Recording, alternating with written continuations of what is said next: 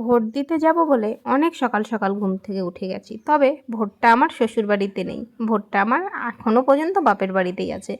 তাই যেহেতু যেতে হবে ওখানে, সেই জন্য একটু অনেকটা তাড়াতাড়ি উঠেছি।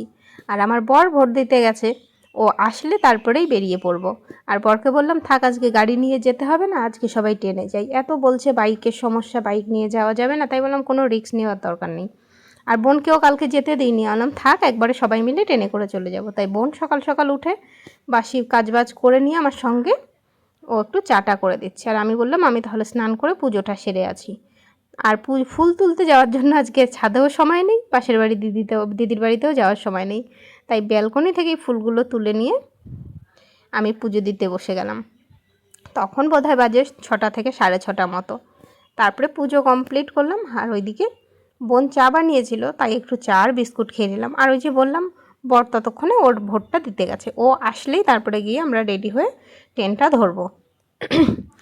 আমার বর হয়তো লাইনের প্রথম দিকেই আছে, একদম বুথ খুলবে আর ও ভোটটা দিয়ে চলে আসবে। আর আমরা এদিকে রেডি হয়ে নিলাম।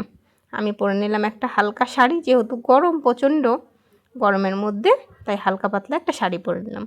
তবে আমি বেশিরভাগ শাড়ি পরি না, বেশিরভাগ সময় আমি চুড়িদার পরেই যাই। তা ভাবলাম আজকে একটু শাড়ি পরেই যাই। আমাদের ভোটটাও তো একটা অনুষ্ঠানের মতোই।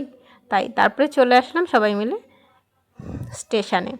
তারপরে এই যে আমাদের ট্রেন চলে আসলো, আর উঠে পড়লাম ট্রেনে। তবে আমার বাড়ি যেতে মাত্র 2টো স্টেশন বাদে। তারপরে চলে আসলাম বাড়িতে। আর বাড়িতে এসে ভাবলাম ড্রেসটা চেঞ্জ করব না, সকাল সকাল গিয়ে ভোটটা দিয়ে আসি, যে কাজের জন্য আসা সেটাই দিয়ে আসি। আর ওই যে আমার সঙ্গে বড়ও কিন্তু যাচ্ছিলো, আর আমার বৌদি।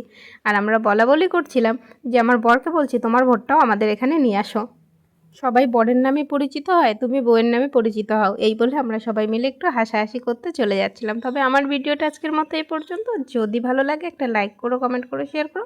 আর তোমরা সবাই ভালো থেকো, ততক্ষণে যেন টাটা।